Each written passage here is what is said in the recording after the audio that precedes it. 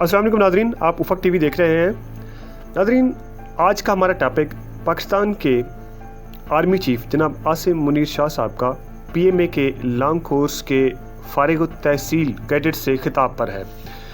जनाब आसिम मुनीर साहब ने ये खिताब कमोबेश 15 मिनट से ज़्यादा उन्होंने जो है वो खिताब किया, जिसमें उन्होंने पाकिस्तान को दरपेश चैलेंजेस, चाहे वो अंदरूनी हो या बैरूनी, उनके ऊपर डिस्कस किया। जनाब आसिम मुनीर साहब कहना था कि पाक फ़ौज पाकिस्तान के अंदरूनी और बैरूनी ख़तरात से बाखूबी वाकिफ़ है और उनके तदारुक के लिए हम वक्त तैयार हैं।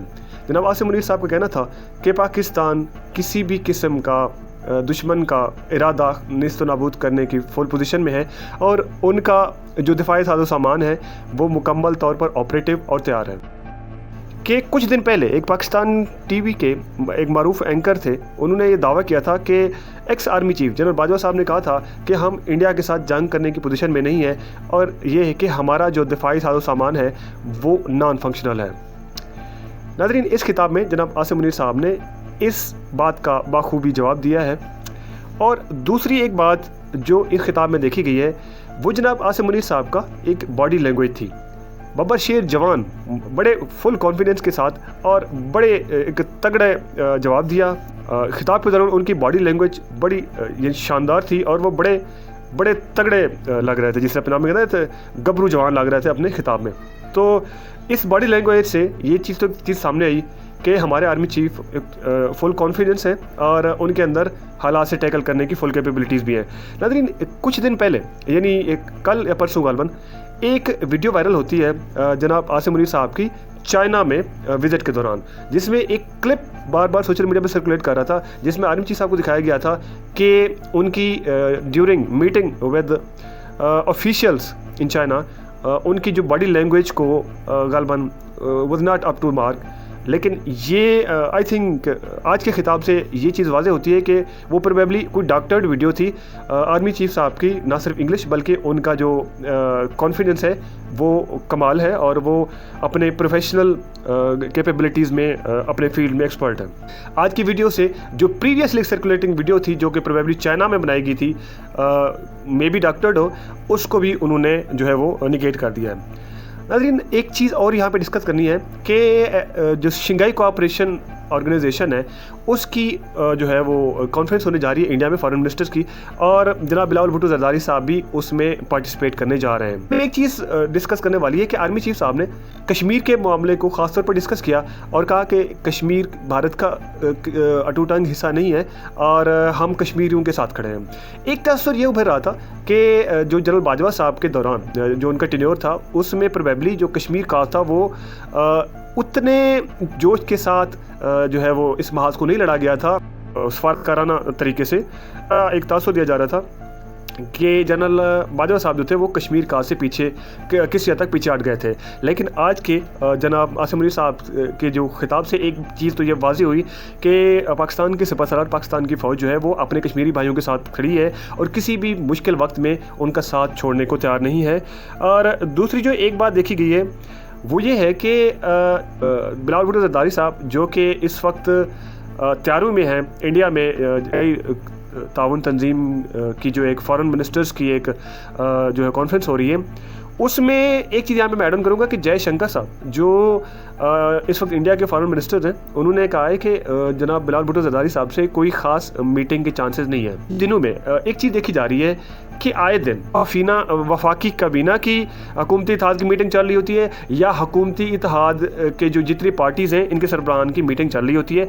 आज जनाब आसिम मुनीर साहब की तकरीर से ये बात साबित हुई कि उन्होंने ये भी फरमाया कि पाक फ़ौज जो है वो अपने कवानीन और आइन के अंदर रहकर जिम्मेदारियाँ पूरी करती रहेगी।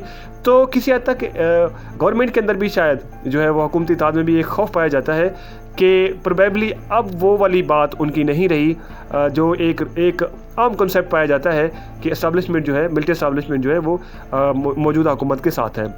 इस खिताब के बाद जनाब आसिम मुनीर साहब के खिताब के बाद किसी हद तक जो इत्तेहादी हुकूमत है उनके अंदर यानी एक खलबली की फ़िज़ा तो है, यानी उनमें खौफ तो है, इसलिए ये आए रोज़ कभी वफाकी काबीना के इजलास तलब कर रहे हैं तो कभी ये इत्तेहादी जमातों के इजलास की जो है वो इजलास तलब कर रहे हैं। परसेप्शन पाई जाती है कि मे बी ये जो मौजूदा जो मिलिट्री इस्टेब्लिशमेंट है प्रोबेबली वो एपॉलिटिकल हो गई है। लेकिन चंद बातें हैं जिससे जो मिलिट्री इस्टेब्लिशमेंट के एपॉलिटिकल होने का जो तासुर है उसको ज़ायल करती हैं। मिसाल के तौर पर अली अमीन गंडापुर साहब को जब गिरफ़्तार किया गया था बक्कर में, तो उस वक्त अली अमीन साहब ने अपनी एक प्रोटेक्टिव बेल करवाई हुई थी। इसके बावजूद भी, बेल के बावजूद भी उनको गिरफ़्तार किया गया था। और जब जो कंसर्न ऑफिसर से बात की गई थी तो उसने कहा कि जी मैं कंटेम्प्ट भुगत लूँगा, लेकिन मुझे ऊपर से ऑर्डर्स हैं कि मुझे आज अली अमीन गंडापुर साहब को गिरफ़्तार करना है। तो ये जो ऊपर वाले ऑर्डर्स हैं ये मशकूक हैं। ये और दूसरी एक बात जो है, वो मौजूदा हुकूमती इत्तेहाद है वो अदलिया पर बिला खौफ हमले कर रहा है। मोहतरमा मरियम नवाज़ साहबा अपने जलसों में जो है वो हाजिर सर्विस जजों के तस्वीरें लगा चुकी हैं। इसी तरह से जनाब वज़ीर दिफा जनाब ख्वाजा आसिफ साहब और राना सनाउल्ला और दीगर मेंबरान हैं मौजूदा हुकूमत के पार्लियामेंट के, वो भी कंटेम्प्ट कर चुके हैं।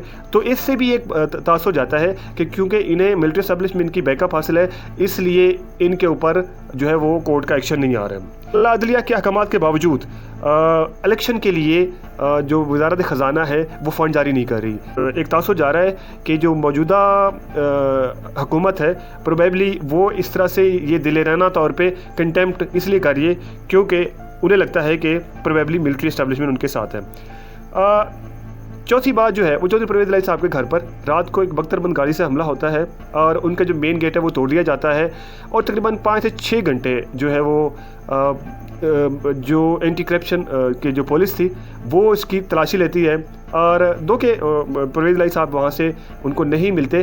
वो 24 से 26 अफराद को लेके जाते हैं और उनके ऊपर दहशतगर्दी के जो है वो मुकदमा दर्ज कराते हैं। तो ये भी एक जो है वो लोगों का कंसेप्ट बनता है, ये एक तासुर जाता है कि जो मिलिट्री इस्टेब्लिशमेंट है प्रोबेबली वो इस वक्त न्यूट्रल नहीं है। इसी तरह से तहरीक इंसाफ के जो है वो कारकुनान को, जैसे इमरान खान साहब ने कहा था कि उनके गुनान हैं, उनके खिलाफ यानी एक आगामी कार्रवाइयाँ जारी हैं, उनको गिरफ्तार किया जा रहा है, जिस इमरान खान साहब की या पीटीआई के वर्कर्स के खिलाफ है। ये भी एक कॉन्सेप्ट जाता है कि प्रोबेबली जो मौजूदा जो इस्टेब्लिशमेंट है वो मौजूदा हुकूमत की बैक पर है। इसी तरह से नाज़रीन एक ऑडियो वीडियो लीक का एक सिलसिला चल रहा है।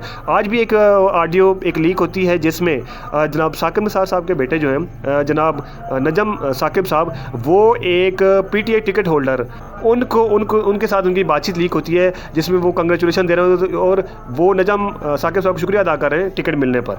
तो ये ऑडियो वीडियो लीक्स का भी जो एक आम अवाम में तासुर पाया जाता है क्योंकि ये जो रिकॉर्डिंग होती है ये जो होती हैं ये अमूमन जो है वो सिक्योरिटी इदारों के पास होती है। तो ये वहाँ से लीक होना भी एक तासुर दे रहे हैं कि जो मौजूदा इस्टेब्लिशमेंट है वो इस वक्त न्यूट्रल नहीं है।